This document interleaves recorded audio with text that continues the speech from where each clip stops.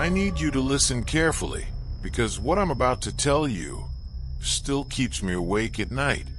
They say kids are innocent. They say children don't lie, and they don't understand evil. But after what I saw in that house, I learned something terrifying. Sometimes the most dangerous secretus, hiding behind a child's smile. This happened last winter, that I was working as a temporary caretaker for an old house on the edge of town. Big place, too quiet, the kind of house where sound doesn't echo, it disappears.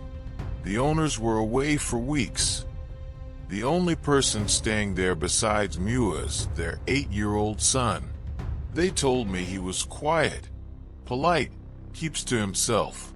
They didn't tell me he never blinked when he stared at you. The first night was normal, too normal. The kid barely spoke, just watched me. From doorways, from the stairs, from the end of the hallway. Every time I looked at him, he smiled. Not a happy smile, not a shy one, a knowing smile. That night, I woke up to a sound. Soft footsteps, bare feet, moving slowly down the hallway. I assumed it was the kid, maybe a nightmare. I opened my door and whispered, "Hey, you okay?" The hallway was empty, but at the end of it, the basement door was open. The owners told me the basement was locked. They were very clear about that. Yet there it was, wide open, dark, like damp concrete and rust. That's when I heard his voice, from downstairs. Soft, calm, almost cheerful. He doesn't like when you're awake. My blood ran cold. I asked, "Who doesn't?" There was a pause.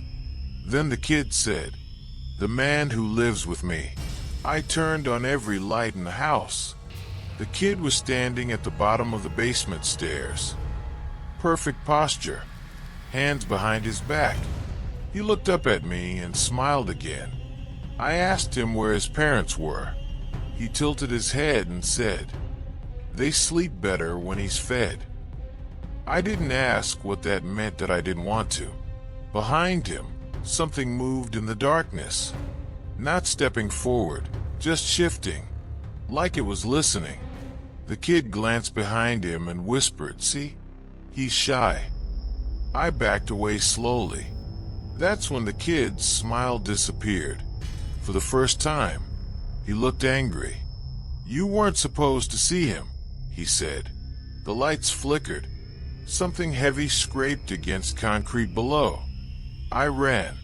I grabbed my keys, threw open the front door, and didn't stop until I reached my car. As I drove away, I looked back at the house.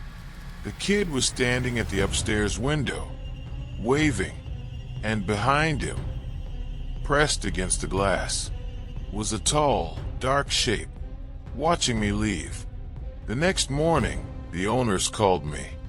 They asked why I left in the middle of the night. I told them everything. There was silence on the line. Then the mother whispered, "Our son doesn't talk." My stomach dropped. She continued, "He hasn't spoken since the man in the basement died. I don't know what lives in that house now that I don't know what that kid really is. But sometimes, when I drive past that place at night, I see the basement light on, and a small shadow at the window, smiling. So let me ask you, if a child tells you they're not alone in the house, would you believe them?